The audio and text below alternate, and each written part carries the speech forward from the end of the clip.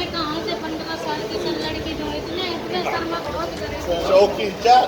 हाँ, रात में आता, दिन में आता। 15 साल की नई लड़की लिया तो हफ्ता हमको 14,000 रुपये दो। सर हफ्ता भी नहीं दे पाओ तो तुम्हारे आदमी को गांजा लगा देंगे, चरस लगा देंगे सर। एक देश है जहां पर बेटी बचाओ बेटी पढ़ाओ का नारा दिया जाता है। एक देश जिसका प्रधानमंत्री स्वतंत्रता दिवस के मौके पर कहता है कि महिलाओं के प्रति अपनी मानसिकता बदलिए, अपनी जिंदगी में नारी को अपमानित करने वाली हर बात से मुक्ति का संकल्प ले सकते हैं।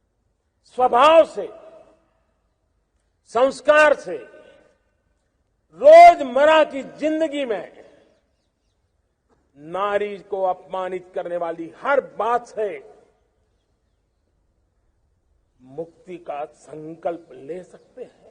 लेकिन जब उसी प्रधानमंत्री के देश में उसकी ही पार्टी के एक मंत्री के पास एक महिला शिकायत लेकर पहुंचती है तो चौकी इंचार्ज सुलाने के लिए 15 साल की लड़की की मांग कर रहा है, तो वहीं इस बात पर वहां मंत्री नाश्ता चबाते हुए आगे बढ़े चले जाते हैं। जी हाँ, ये हकीकत है उस रामराज की जहां पर महिलाओं की सुरक्षा को लेकर मंचों से तमाम दावे और वादे किए जाते हैं। और ये घटना है उस जिले की जहां की वीरांगना के नाम को पूरे विश्व में पूजा जाता है। हम बात कर रहे हैं झांसी की, जहां पिछले दिनों योगी सरकार में जल शक्ति मंत्री स्वतंत्र देव सिंह पहुंचे हुए थे। इसी दौरान वहां पर एक आदिवासी महिला निशा अपनी शिकायत लेकर सर्किट हाउस पहुंचती है और मंत्री के बाहर निकलते ही अपनी दास्तां सुनाने लगती है। लेकिन इस दौरान मंत्री जी सिर्फ एक बार पलटकर पूछते हैं कि कौन चौकी इंचार्ज। बस इतना कहने के बाद ना कोई आश्वासन, ना कोई कार्रवाई की बात, और मंत्री जी अपने काफिले की तरफ आगे बढ़े चले जाते हैं। चौकी इंचार्ज बहुत परेशान कर रहा है सर, मुझको लड़की मांग रहा है सर।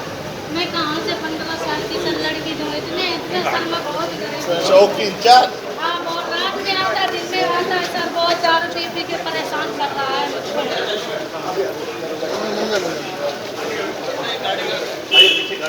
फिलहाल जैसे ही वीडियो सोशल मीडिया पर वायरल हुआ वैसे ही पुलिस महकमे में हड़कंप मच गया। लेकिन इस मामले में पुलिस ने अपनी अलग ही थ्योरी दे डाली। लेकिन पुलिस की कथा जानने से पहले आप उस आदिवासी महिला निशा का दर्द जान लीजिए जो मंत्री जी के पास अपनी फरियाद लेकर पहुंची थी। निशा का तो यहाँ तक कहना है कि चौकी का दरोगा रात के समय हमारे यहाँ आकर घर में घुस जाता है और शरीर में हाथ लगाकर बोलता है कि 15 साल की लड़की को लेकर आओ, अगर नहीं लाओगे तो 14 से 15,000 रुपए हफ्ता देना पड़ेगा। तो ये सर इसके लिए आए हैं, दरोगा जो मंडी चौकी का परेशान कर रहा है। रात में पाता, रात में घुस जाता सर, कहीं यहाँ हाथ लगाता, कहीं यहाँ पर कहता लड़की लिया 15 साल की। कहाँ से सर मैं लिया?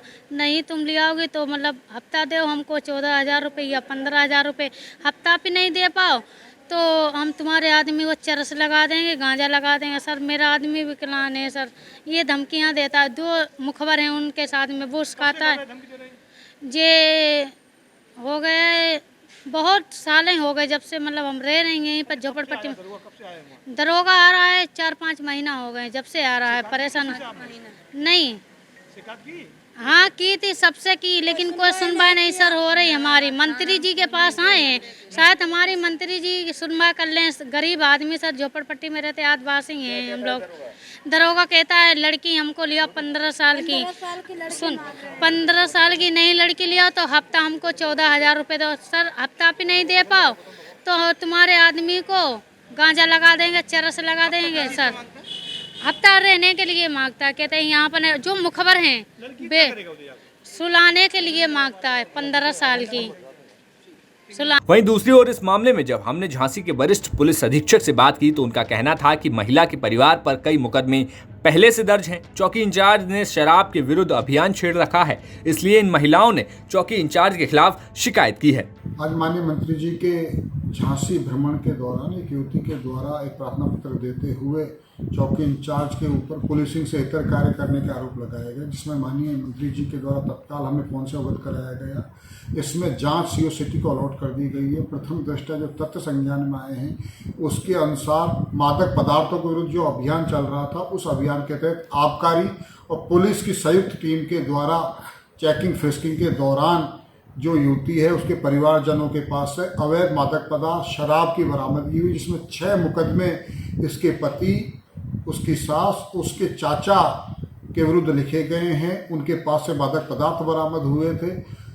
फिर भी प्रकरण की जांच सीओ सिटी को दी गई है। सत्यता के आधार पर जो विधिक प्रक्रिया है उसको संपन्न करवाया जाएगा। फिलहाल पुलिस द्वारा सीओ को मामले की जांच सौंप दी गई है, लेकिन सवाल वही है कि परेशान जनता जब अपनी समस्या बताने आई हो तब मंत्री जी का ऐसे मुंह मोड़कर आगे निकल जाना कितना जायज है? क्यों मंत्री द्वारा इतने संगीन मामले में कोई आदेश नहीं दिया गया? फिलहाल इस मामले की जांच को हल्की आंच पर पकने के लिए चढ़ा दिया गया है। अब देखना होगा कि आगे आने वाले समय में क्या हकीकत सामने आती है। अगर इस मसले पर आपकी भी कोई राय है तो हमें कमेंट बॉक्स में बताइए।